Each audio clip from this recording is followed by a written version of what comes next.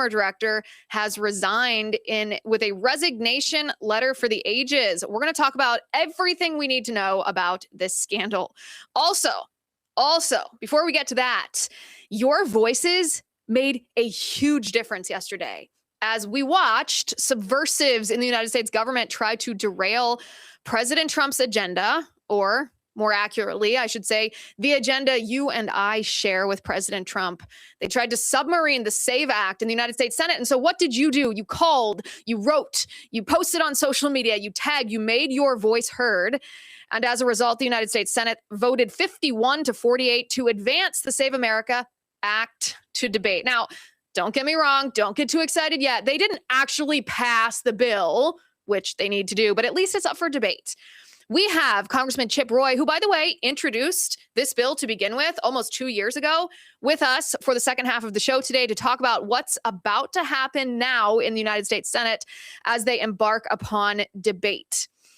But let's start today with Joe Kent. Joe Kent served during this Trump administration as the director of the National Counterterrorism Center.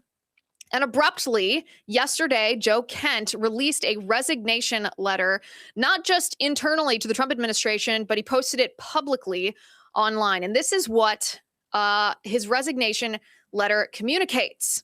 It says, President Trump, after much reflection, I have decided to resign from my position as director of the National Counterterrorism Center, effective today.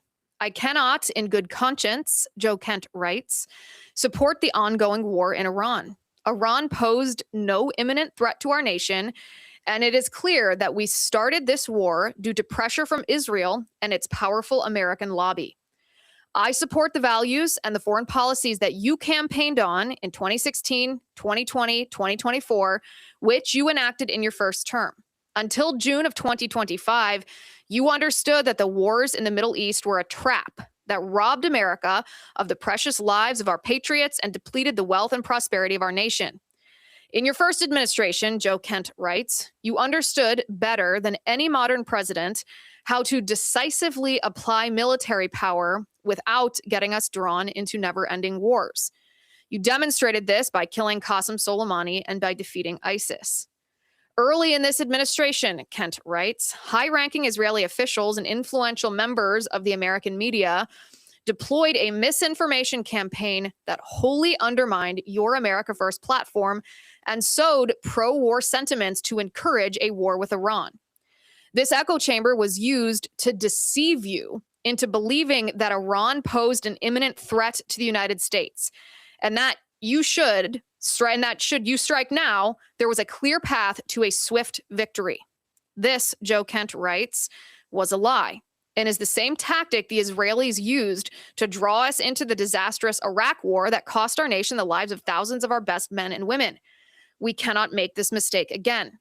As a veteran who deployed to combat 11 times, Joe Kent writes, and as a Gold Star husband who lost my beloved wife Shannon in a war manufactured by Israel, I cannot support sending the next generation off to fight and die in a war that serves no benefit to the American people, nor justifies the cost of American lives.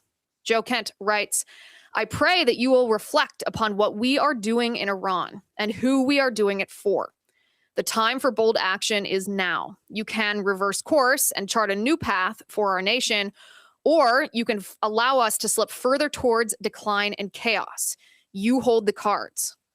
Joe Kent concludes by saying it was an honor to serve in your administration and to serve our great nation. He signs it, Joseph Kent, Director of the National Counterterrorism Center. That is the letter that Joe Kent posted on X announcing his resignation. It has been viewed, I believe, over 90.2 million times, which means that just about every citizen of the United States of America who is politically active has read this letter. Now, let's analyze the situation here. This is a very big claim that Joe Kent is making. He is making the allegation that President Trump was duped, that President Trump was manipulated, that President Trump was tricked with false information into embarking on this military operation in Iran. And he claims that this trickery happened at the hands of Israel and the Israeli lobby in the United States. He further claims that there is no evidence in the intel community, which he would be aware of as the director of the National Counterterrorism Center, of an Iranian threat. So let's start right there before we get any deeper into this. This is a significant claim, a very significant claim. If true, this would be extremely serious. It would be the scandal of a century, maybe the scandal of more than one century. But here's the thing. Where's the evidence of this? If you are so certain that President Trump's military operation in Iran is essentially based on manipulation by the Israelis and that Iran posed no threat, so much so that you are willing to publicly subvert the president in whose administration you serve, criticize him in this way that essentially portrays him to be an idiot, shouldn't you show us evidence of this? Listen, I'm all about whistleblowers. If you see corruption in the United States government, by all means, let the American people know about it. But if you make a claim of this enormity, I mean, the implications of a claim like this being true would shake our nation. Then you owe us the receipts. You need to show us the evidence of this. There must be some proof of this. This cannot be a situation where, people simply take your word for it? They believe you because you said it? Show us the evidence of this. And I say this neutrally. I say this before I have given my full analysis of this dynamic situation. There's a lot that we still don't know about what was happening behind the scenes that led to the resignation of Joe Kent. Before I tell you whether I think he's trustworthy, whether I think he's credible, whether I think he's honest, whether I think that this is the deep state, whether I think these are subversives trying to undermine Trump, before we get into all of that, very neutrally, this is a serious claim Joe Kent is making, that there's no proof of an Iranian threat and that Trump was tricked into a war with Iran by the Israelis. If you have evidence of this, show it to us now. Otherwise, it's a very different scandal. So there's still a lot we don't know here. This is what I'm calling a dynamic analysis today. And I'm going to share with you today why I am skeptical of the claims made in this letter. Truthfully, why I am skeptical of this guy, why I'm skeptical of Joe Kent. First of all, the question that I ask, and I think we all agree, regardless of where we fall on support or opposition of President Trump's military action in Iran, I think we all would like to know the answer to that question. If you have evidence that there is no threat posed by Iran, show it to us. If you have evidence that the Israelis tricked Trump into this war, prove it. Show us this evidence. It doesn't matter where you fall on this spectrum of supporting Trump or opposing this military action. We all want the answer to that. So the first level of skepticism here, when we're analyzing the choices Joe Kent is making here, the first course of action that Joe Kent is taking is essentially embarking on a media tour. He's set to appear on Tucker Carlson's network tonight at 6 p.m. He's scheduled tomorrow to appear on Candace Owens's show. And while he had a back and forth on X about appearing on Mark Levin's show, on the radio show, that has yet to come to fruition. We don't know whether that's going to be real or not. Suffice to say, the two shows that are the least likely to ask the most important question, do you have proof that there is no Iranian threat? And do you have evidence that Israel tricked Trump into this war? The two shows least likely to ask that question are the two shows that Joe Kent has chosen to go on in the immediate aftermath of his resignation. Now, again, I have no problem with someone resigning from the government if they disagree with a policy that the president for whom they work is implementing. That would be a very difficult thing to do. If you don't agree with the president, why would you want to work to achieve his agenda? That's literally why we have Republican staff when it's a Republican president, Democrat staff when it's a Democrat president. But that's also true in niche policy areas. If you have a different foreign policy philosophy than the president, you're probably not going to want to work implementing his foreign policy. I get that. But to go on a media tour insinuates one of two things: that either you have information of severe corruption, so severe that it could not be remedied internally, that you have to take this to the American people rather than go the legal whistleblower route internally in the intelligence community, or there's some kind of other attention that is being sought. So here's the point in the show in which we say two things can be true at once. Joe Kent served his country in the United States military, and we are very grateful for his service. He is a veteran. Joe Kent lost his first wife, Shannon. She was killed by an ISIS suicide bomber. Something so horrific, I can't even imagine what that must feel like, the grief that he and his family have suffered.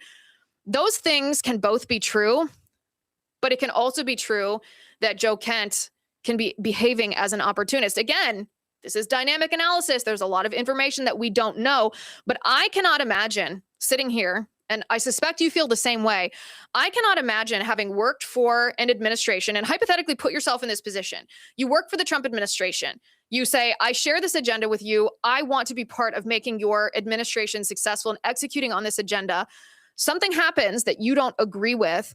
And instead of simply saying, you know what, there's someone else better to serve your agenda because I simply don't agree with what you're doing, you make allegations so serious that you're essentially saying that President Trump is stupid, that he can be manipulated by a foreign leader like a puppet, that he made a decision to embark on a military campaign in Iran because he was tricked, and that Iran poses no threat. I cannot imagine being in a position in the Trump administration, making those claims publicly and then not providing proof of it. It's almost embarrassing to think about that you would make such a claim and garner all this attention without any evidence whatsoever.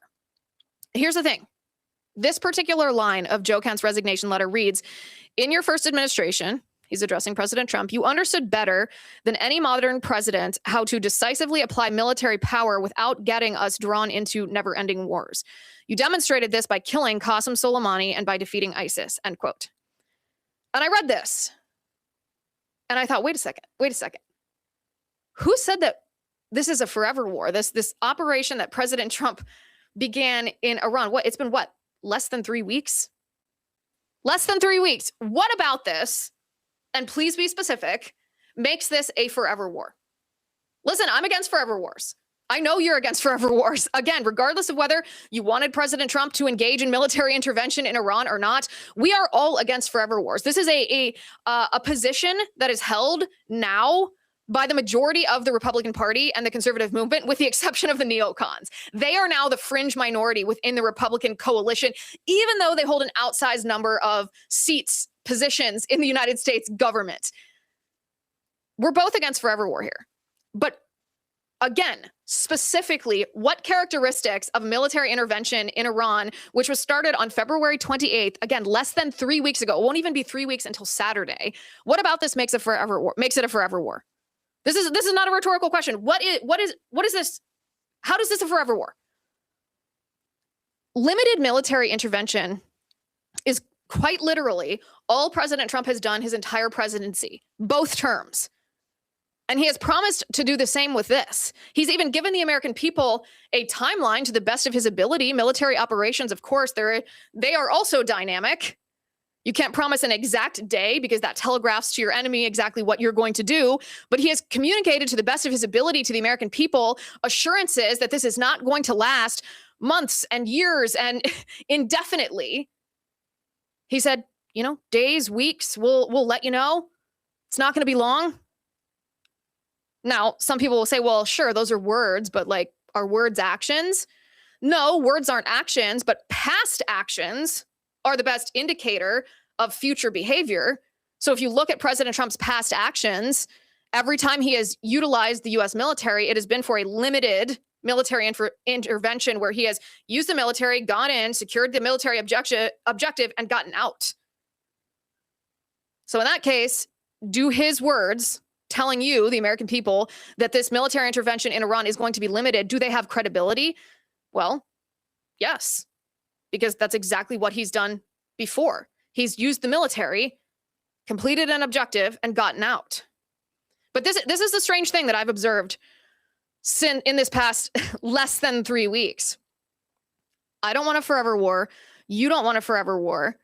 But there is this weird idea among some of I call them the isolationist right. They don't seem to approve any military action. They seem to think all military action is immoral. I have not heard them articulate any just use of the United States military.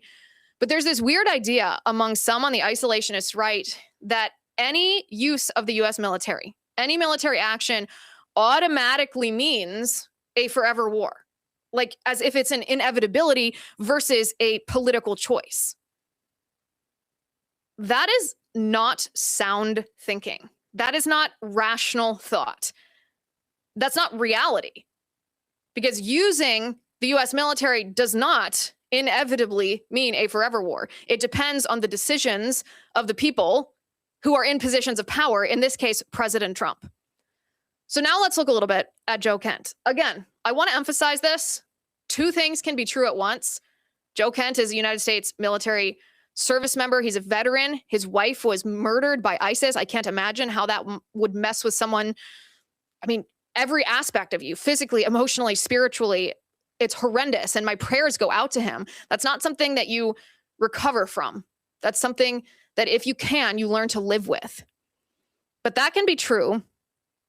And we can extend our gratitude for his service and our sympathy and prayers for the loss of his wife, while also recognizing that Joe Kent has a dicey political history. And what I mean by that is in Washington, D.C., and even outside Washington, D.C., Joe Kent was known as a leaker. He was known as someone who leaked to the press and to politicos information that he was not supposed to leak. This is basically one of the widest known secrets in Washington, D.C. And there's a report that Joe Kent it's not just me, someone in the media who knows this. His bosses also knew this. Other people in the Trump administration were aware of this. And there's a report that his access to sensitive information, like the president's daily briefing, that his access to that was rescinded because of his history of leaking. And thus, perhaps this resignation wasn't entirely about his position on President Trump's military action in Iran, but maybe simply preceded his firing. And again, I personally know some of the stuff that Joe Kent has leaked. It's pretty significant stuff. And it's not just me. It is one of the most loosely held secrets in Washington, D.C. Now, you can make the argument that some leaking to the press is good if there's corruption. It's the equivalent of being a whistleblower.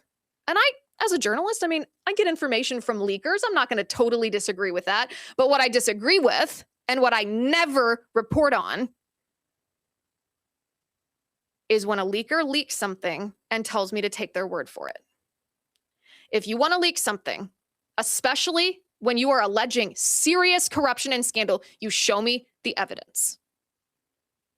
And Joe Kent has not done that. It's also, of course, and everyone has noted this online in the hours in the past day since Joe Kent had tendered his resignation, that this position that Joe Kent is taking, so opposed to the Iran military action, not because he fears forever war. He's already defining it as a forever war, but blaming it on Israel is completely counter to what he was saying just a couple years ago in his very recent past. If you look at some of the posts Joe Kent made on X, I'm going to bring a couple of these up so you can see them on the screen. This is January 7th of 2020. So this is during Trump's first administration. Joe Kent posted, "Real Donald Trump, we should not sit and wait for the next attack. Wipe Iran's ballistic capability out and get our troops out of Iraq. They're only targets now. No U.S. wounded in action or killed in action is a tribute to the professionalism of our military and intel professionals, not Iranian restraint." So 6 years ago, Joe Kent is advocating for President Trump, to attack Iran, to take out their ballistic capacity. Okay, so you can change your mind. We've talked about this. I've changed my mind on topics, and I try to be very open with you when I do change my mind on a policy position. But here's the thing. When there is a genuine change of heart and mind, when you have new information that, alters your algorithmic output of what policy you support, or when you have a change of your moral outlook on life and it impacts the way that you view a policy, whatever it may be, usually you are at pains to talk about this transition and to explain why this transition, this evolution happened. And I'm all about redemption. I'm all about changing your mind. But I tend to be skeptical of people who change their mind drastically in a flip-flop way without any explanation. And here's the thing. This is what I mean. Joe Kent appeared on Sean Ryan's podcast some time ago, where he didn't just advocate for President Trump to take military action against Iran. He detailed the exact opposite to Sean Ryan that he wrote in the letter. He wrote in his resignation letter to President Trump that he'd seen no evidence that Iran posed a threat to us. And yet to Sean Ryan, Joe Kent detailed the deadly military, you can call it war, you can call it attacks, but the deadly threat and harm that Iran has already posed to U.S. citizens. Take a look at this. They're still registering for the draft, aren't they? Like that's the logical conclusion to the direction that we're heading in right now, unless we make some serious changes. I mean, I've already heard rumors that Fifth Group is going to be sending guys to Iraq because of the escalated situation with Iran now. Yeah. I mean, most Americans aren't aware of it. Our troops in Iraq and Syria have been attacked 150 plus times by Iranian proxies. And when we say Iranian proxies, we got to be clear on what that is. That's the Iraqi government that we pay. Because after the Iraqi military we spent $2 trillion on surrendered to ISIS, we had to go back in there in very short order and stand the military back up again. And guess who filled the breach? The Shia militias controlled by Iran did. And the Iraqi government's controlled by Iran. So these are...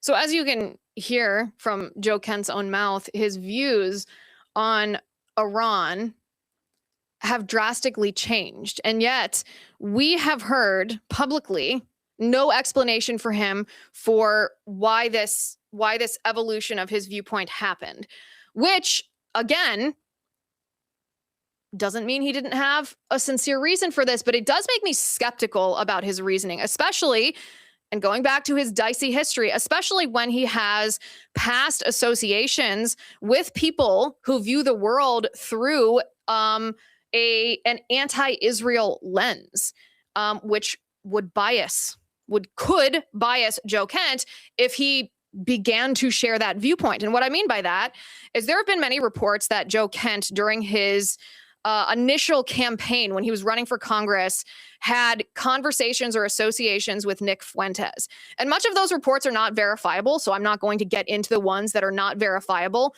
But there are two things about that association that we do know with certitude. The first thing is during Joe Kent's congressional campaign, he had a phone call. He consulted with Nick Fuentes. This is something that Joe Kent has admitted to. This is something, this is not an allegation. This is something that he downplays now. He belittles and claims, there were a lot of political consultants who were calling me with all kinds of ideas at the time. Well, I don't know if I quite buy that, to be honest. If you are engaged in politics enough to be running for a seat in the United States Congress, then you should be generally aware of the good actors and the bad actors and use discernment over who to associate with. Again, you can take Joe Kent's word for it and say, okay, well, he was accidentally on a phone call with Nick Fuentes. That's not good, but he didn't know any better. But then we have an old post from Joe Kent defending Nick Fuentes. This is an old post on X. I'll bring it up so you can see it on the screen. This is from 2021, April 28th of 2021.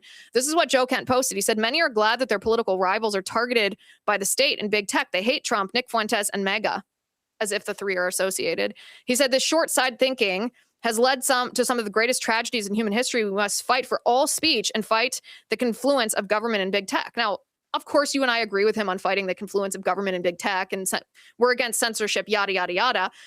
But there's a difference between saying, and I said this at the time, back when Alex Jones was talking about Sandy Hook and propagating those conspiracy theories, and he was banned on X. And I said, I don't agree with what Alex Jones is saying. And yet, do we really want government and big tech to be censoring people because they have bad ideas? That's the type of post you typically make if you're defending someone's right to say something, but you don't want to be associated with the content of what they said.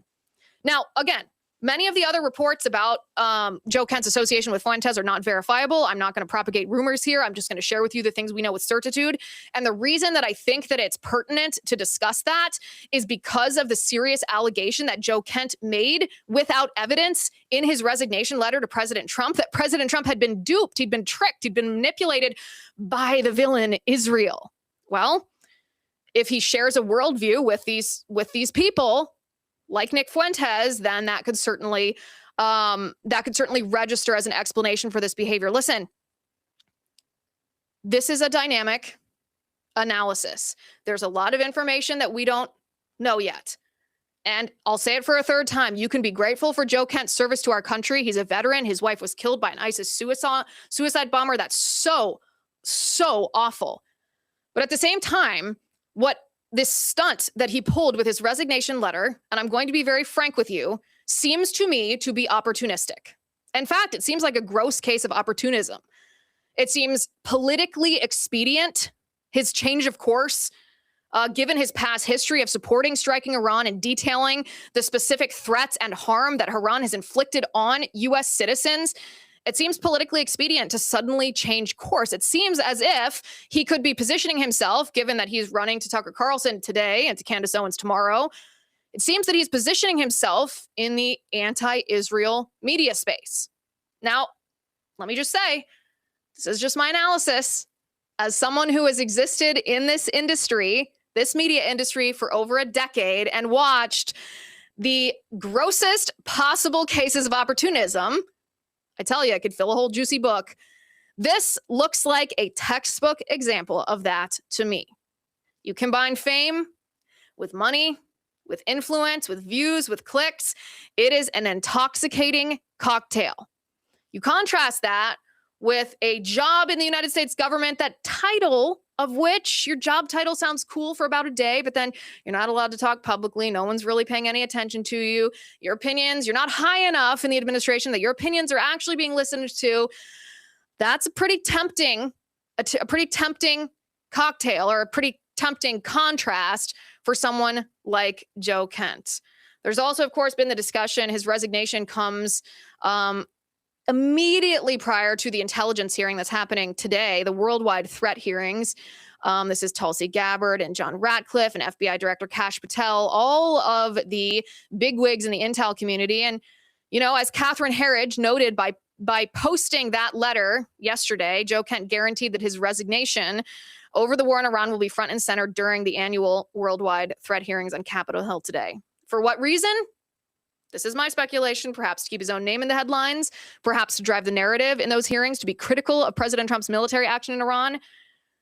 Much remains to be seen, but that is my initial dynamic analysis of the situation. You can weigh in the live chat and in the comments section and let me know what you think. Meanwhile, in the United States Senate, dude, your voices made a difference. Yesterday, you raised your voice, you called, you tagged, you posted, you made videos telling U.S. senators exactly how you wanted them to vote on the Save America Act. And they did. Well, they kind of did.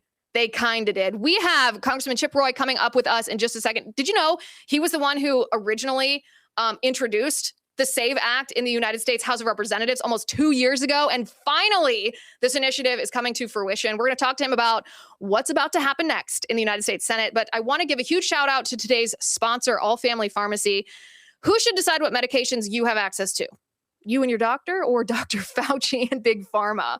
Well, I think you know the answer. But here's the thing. Our healthcare system in this country is often so corrupt. It's influenced by these politicians and by these large pharma companies, not by science, or by individual choice, or by medical freedom, by you.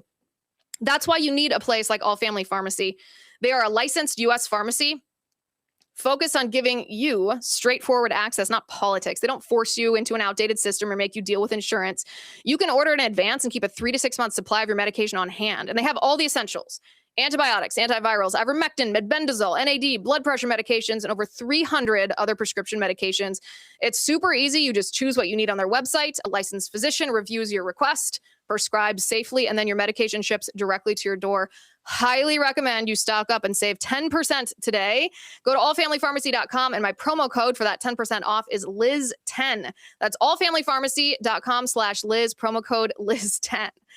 All right, your voices. I have never been so proud of the citizen activists that know that your role is not just casting a vote, it's making sure your employees are held accountable. You made a difference. The vote in the United States Senate yesterday was 51-48. We, of course, had some subversives in the Republican Party. Senator Tom Tillis didn't vote. He could attend a dog parade in the Senate, but not a vote on the Save America Act. And then Senator Murkowski just outright betrayed the Republican Party, and she voted with the Democrats. So the subversives in the president's own party were evident here. However, this bill has now been moved to vote. So let's talk to Congressman Chip Roy about it. He's the one who introduced the bill in the U.S. House of Representatives in May of 2024. It probably feels like a long wait to him, but let's get him on the show. Do we have him connected? Congressman Roy, good to see you, sir. Good to see you, Liz. How are you? I am doing well, and I got to tell you, sir, this has got to be very surreal for you after an almost 2-year wait to have the Senate finally take up debate on this. Well, 2 years ago, Mike Lee in the Senate, myself in the House, we worked with Cleta Mitchell, one of President Trump's great election lawyers, one of the most profound experts on this topic. We worked to get this put together because we were concerned about the 2024 election. We wanted to make sure only citizens voted. And we also had voter ID and other language, but we put the Save America Act as a specific focused bill on just citizenship for a reason. And we were working with Stephen Miller, working with a lot of the folks in the president's orbit. We got it out there, got it in the water. We passed it, as you know. We had 5 Democrats who joined us. It's pretty common sense stuff. And then it was, killed in the Senate, and Chuck Schumer killed it. So fast forward, we did it again this Congress. We added voter ID. The president had been talking about voter ID. We agreed. Let's just push those together. They're very similar issues. And then we passed the Save America Act, as you know. So now that's over in the Senate. So what people are kind of, I think, confused about is talking filibuster, nuke the filibuster, regular order. What are we doing? And I'll just try to summarize it like this. What we're seeing right now is sadly a step by the Senate to just work. It's not a talking filibuster. There's no grand strategy here other than literally the bill is now on the floor. It has amendments to add the other things the president wanted to address, which we all agree with, dealing with the transgender issue, dealing with boys and girls sports, mail-in ballots. Let's put this all in the package. So the majority leader amended it. So it's sitting there in the Senate, but then people wonder, well, what is happening? Why aren't they debating? Well, they're in committee right now. But the bottom line is they're now just doing their normal business. There's no talking filibuster yet. I think there should be. If you get to a talking filibuster, it's when you process everything and then you just look at the Democrats and say, we're ready to vote. Are you? And if they keep talking, then they have to own the floor and then you wind them down. I think we ought to go down that road, go down that process, force their hand on it. But right now, we're just going to process amendments and have debate on the floor like any normal thing. It's so bad the Senate hasn't been doing that for about 10 or 20 years that's where we are. Yeah, it seems odd because it is such an anomaly now. So wait a second. I want to make sure that I totally understand this. So I'm in favor of the talking filibuster. I think if you want to stymie a bill in that way, you should have to stand up there and speak until you're either so hungry, so tired, you have to use the bathroom so bad that you have to stop talking. That seems very common sense to me. Some people think that this requires a change of procedure in the United States Senate. And then there's also the distinction about the debate that's about to happen now. This vote yesterday was actually just to advance the bill to debate, is my understanding. What's the difference between that debate and a talking filibuster? So great question. Okay, so where we are right now is yesterday the Senate voted to proceed to the Senate, to the House passed bill that we put in an existing Senate bill, which makes it a message. That's all nerd speak inside DC Beltway nonsense. All it really means is we actually leapfrogged one of the procedural hurdles. That's all that means. So they only had one bite at the apple. So they proceeded to it. It's technically not correct, but just accept that. They proceeded to the bill. So now they're on it. Okay, step one. Now, if I were having my druthers, we would not have added all this stuff in there other than the one amendment from the majority leader to add the things the president wants in there that we all support. And I'd have put that on the floor and then made Democrats offer amendments and start, debating. I'd burn their clock. But the majority leader didn't want to do that for a variety of reasons people can ask him about. And so they filled the tree, which means they blocked all the ways that Democrats could offer amendments. So we're in this kind of middle ground. We're not doing a talking filibuster right now. There's no change to the rules. There's no talking filibuster. What we are is just doing regular stuff.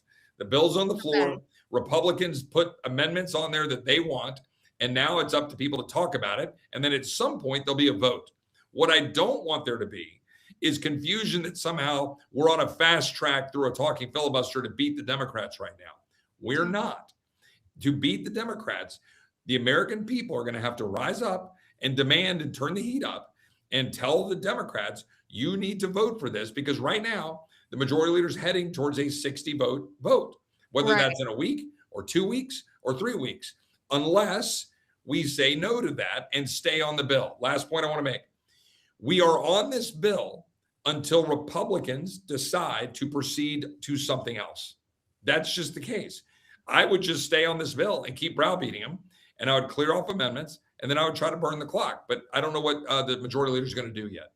Well, we'll talk about him in just a second here, but just to make sure that I fully understand this, when you talk about it being regular business, that we're not on this fast track through the talking filibuster, what is the regular process? Like they offer amendments and then they debate them, they vote on them. Like, tell us like what the next 3 steps or what the next week, like what is about to happen?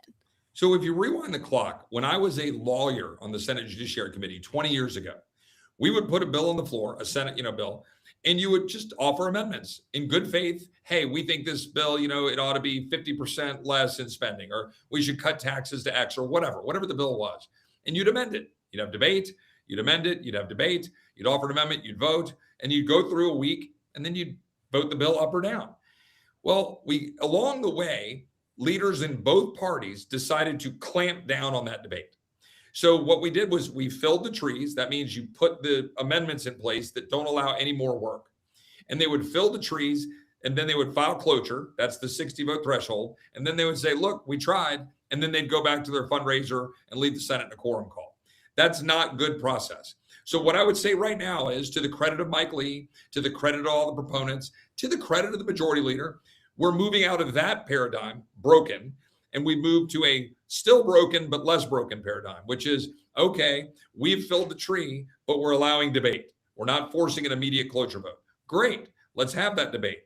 But then let's process some of those amendments, and then let's keep going, and let's force Democrats to have to own this, and let's go beat them on the message, and then leave it out there for a month. Then let's try to burn the clock. We're not there yet. Right now, the tree is filled, and there's some debate going on. We'll see this afternoon. Do they go back to the floor after the committee products this morning? Mark Wayne Mullen is in front of the committees today for DHS secretary, and then they'll move to this afternoon, more debate. But I hope that's clear, but it's complicated Senate procedure. The bottom line is, in my view, we need to get back to what we call regular order, the old school, put it on the floor. Don't be afraid of voting. By the way, last point, if we have Democrats offer amendments, I'm not afraid of those. Just vote to table those amendments. I do it all the time in the Rules Committee in the House. We sit there, Democrats come in, they offer all sorts of amendments to make me look bad. I hate puppies, I hate children, I hate old people, I hate everybody, right? They offer all these amendments, and I just vote them down. What are we afraid of? Just put out a statement saying, I'm voting no on all their amendments. I'm going to table all of them. Thank you, have a nice day. And then go give a speech why you think voter ID is important and why only citizens should vote in American elections. Listen, it sounds to me like, let's just say I would prefer if this kind of leadership were happening in the United States Senate right now.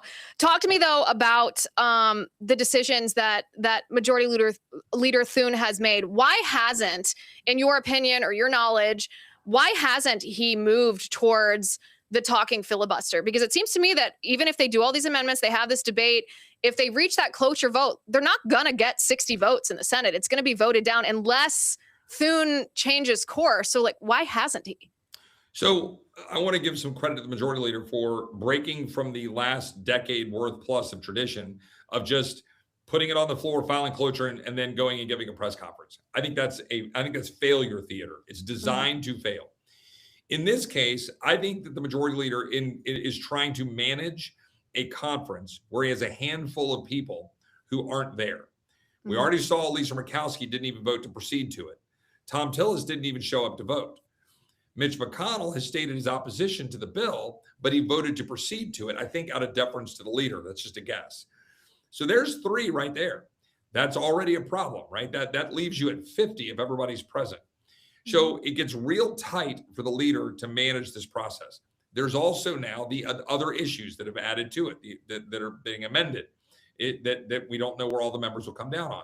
So I think the majority leader is trying to let some steam out, let some pressure out, put it on the floor, let everybody talk, see where everybody is, and then take a temperature check.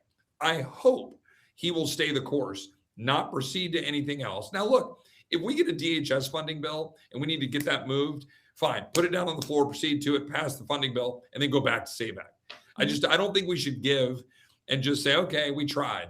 That's where I think people will get frustrated. If the majority leader gives a good faith effort to try and forces the votes, then we'll get there. But what he shouldn't do, in my opinion, respectfully, I'm not telling him how to run the Senate, but I worked in the Senate for 7 years. I know it pretty well. He shouldn't, I think, shy away from a tough vote. If 3 or 4 or 5 Republicans want to kill this, let them go explain it to their constituents. I don't think they will in the end. I think when they look at it, they'll think that's bad. Now, McConnell's leaving the Senate, Tillis is leaving the Senate. So you've got some pressures that aren't the same as someone who's up, in re-election or might run again. So I want to give some deference to the majority leader. He's got to run the Senate. It's complex, but I think we need to get this continuing to move, and I hope we'll have something that moves closer to a talking filibuster in the end. Do you think that strategy, I understand what you're saying. If that's the strategy, obviously sitting here, I and my fellow Americans we feel the urgency, right? There's only a limited amount of time until the Trump administration isn't in power anymore. We need to pass this. We're not going to get another chance at election integrity. This is our moment. And so it's frustrating sitting on the outside seeing this. At the same time, as much as I want them to be like based and savage and go for it, you're kind of right. It's almost like managing talent. You're managing all these like dramatic personalities. You don't want to turn them off by being, too hard charging. And yet you still have loyalty to your constituents that you need to defer to. If that's what he's doing, if your analysis is accurate, do you think it'll work? We'll see. Look, I want to put one other thing out there for people to understand. There's been talk of nuking the filibuster. I've even referenced it. Say, look, if the Democrats are going to nuke it eventually to pack the court or to make DC a state or whatever radical leftist nonsense they want to do, then shouldn't we get out in front of them, right? Now, I say that as someone who always wanted to protect the ability of the Senate to slow bad things down, right? As a conservative, I like being able to slow stuff down in Washington. So my argument to my friends who are all, a tizzy that we're somehow destroying the filibuster is we're not changing it. There are no rules that have been offered. We're actually doing the following. We want them to debate to the point that you've outlined, a talking filibuster to save the filibuster. If you don't make them talk, then I swear they're going to blow it up. They're going to nuke it. Democrats will do it. So I think to your point about the urgency, we need to win. We need to deliver. We need to figure out how to deliver. We cannot continue to allow institutional, I don't want to call it, but like this institutional structure to stop us from being able to deliver for the people. And so you asked me, what do I think will happen? I don't know. I've gotten out of the prediction business. What I know is we passed it in the House. We gave it to them in the best possible vehicle with the fewest procedural hurdles. The majority leader has now moved it to the floor and has had some debate on amendments, and debate on the bill. That's bigger than we've done in years on anything significant. So now we need to increase the pressure. The message to your members should be, do not proceed to anything else, absent an emergency, or get the DHS funding done. Do not proceed. And if you do, come back, stay on point, move towards the talking filibuster, process all the stuff, and let's force Democrats to own this. And let's see what happens. If the American people see us really fighting and Democrats block it, then campaign on it. But I don't want to campaign on it. I want to win it. Yeah, I think people making their voices heard makes a difference too. You and I have talked about this before, that people's voices, when they call in, when they write in, it is effective in making a difference in how both Congress members and senators vote here. If there was one misconception about this bill, I mean, there's been so much propaganda, and we are about to have an absolute barrage of it again from the left, from people who oppose this. If there's one misconception or piece of propaganda that's being said about the bill that's not true, what would that be? That it's going to deny women the ability to register to vote or vote. I heard that one. Yeah. It's insane. Now, I think they're shifting their message, I've noticed, to that it's now going to require you to show up, because what they've realized is they've read the bill. And so the bill, what it does says, if you're already registered, you can go vote. No problem. The next time you have a life-changing event, you move, you get married, whatever, then you got to go re-register. Well, granted, you have to do that now, but re-register. But we're going to add a layer of presenting that you're a citizenship to that registration. We think that's important for our country. That's all we're doing. And by the way, if you're a female and you show up and you have, well, wait a minute, my driver's license is Sarah Smith, my birth certificate is Sarah Jones, and you need to demonstrate it. You can literally sign an affidavit. I'm the same person under penalty of perjury. I'm the same person. Done. That's all you have to do. All we want is to have legitimate people come forward, say, I'm a citizen, produce the information, passport, driver's ID, birth certificate, whatever, and or an affidavit under penalty of perjury. I'm a citizen. Great. Go vote. We're not going to stand in the way of any citizen voting. We're trying to make it cleaner, more streamlined. We defer to states on how to implement all of this. The federalism arguments by McConnell are total garbage. The Constitution contemplates this. We've deferred to states. I'm a federalist. Mike Lee and I are probably two of the biggest voices for the 10th Amendment and federalism in the entire Congress and Senate. So look, as you know, I'm crisscrossing the state of Texas running for Attorney General. I talk to people all across the state of Texas, 30 million people. This issue is number one alongside the issue of Islam, which I know we're not here to talk about. We can talk about that another day. Happy to come on. We're going to do a whole other episode on that. Happy to. And by the way, I'm leading on that front and happy to talk about it. Those two issues, number one. And it's just not even close, frankly. They want us to deliver on this, and they want us to fight and preserve our Judeo-Christian heritage. And so as I continue to campaign, that's front and center in Texas. Yeah, which I find, again, we're going to do an entire episode on the Islamification of the West and specifically the Islamification of Texas. This was what we had to talk about today because, I mean, it's voter ID. It's like the most agreed upon policy. I don't even know, and I don't mean this rhetorically, I don't know if there's another policy that has a bigger coalition of people on the left and people on the right who support it. This is like the least controversial thing that's ever been in the U.S. Congress. It's totally nuts that so many members of Congress, I guess on both sides of the aisle, don't want to pass this, but I truly hope that the Senate puts people on record. I've always said this about both the House and the Senate. Everybody should be on record on every issue so that there's no obfuscating to your constituents. You have to defend and be accountable to your votes. The good news is we had unanimity among Republicans in the House. That's right. We had one Democrat who joined us even in this more politicized climate, Henry Cuellar. We've got close to unanimity in the Senate. Obviously, we've got an issue with Murkowski, Tillis, and McConnell. And I just encourage everybody to reach out to your senators, reach out to them in good faith, and let them know what you think. There's just a very small handful, but Republicans are united on this. The president's united on this. This is common sense. The American people are united. It polls off the charts. By the way, I saw a poll on the entirety of the what's in the Save America Act, and they all poll over 70% among Black Americans, Hispanic Americans, females, males, whatever it is across the spectrum, Democrats, Republicans, they poll very well.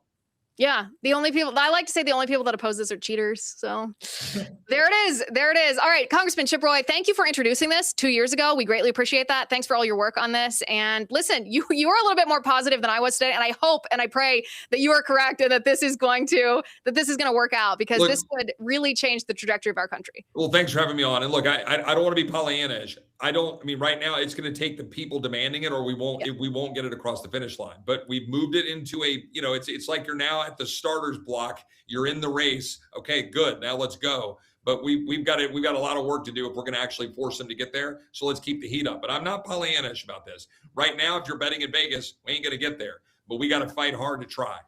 All right, people, you heard him. Get on the phone, get on your social media, get on your email, talk to your senator, tell them how to vote on the Save America Act. Congressman Chip Roy, thank you so much for being on the show, sir. It was an honor to have Liz. you. God bless you. Thank you. You too. All right, guys, I'm serious. Get on the phone. Call your senator, call your senator, tell them why it's important that they vote on the Save America Act. Remind them that the majority of their constituents, Democrats, Republicans, Black, white, Hispanic, male, female, of all ages, support voter ID, support proof of citizenship. The lies that are being told about this act are so easily debunkable. It's almost like the left isn't even trying. And what I said is true. The only possible justification for a member of Congress or a member of the United States Senate opposing this is if they're cheaters. If you want to cheat in elections, that's the only reason to oppose this. And I think that we should remind our senators of that very fact and encourage them to do the right thing. All right, guys, make sure that you subscribe to the show, youtube.com/Liz Wheeler. If you could share this episode on your social media and in your group chats, I would greatly appreciate that. You can follow at x.com/Liz_Wheeler and on Spotify. We are the Liz Wheeler Show. We have video over there, and Spotify, as you know, is a censorship-free platform. So the full show every day is posted on Spotify. Thank you for watching. Thank you for listening. I'm Liz Wheeler. This is the Liz Wheeler Show.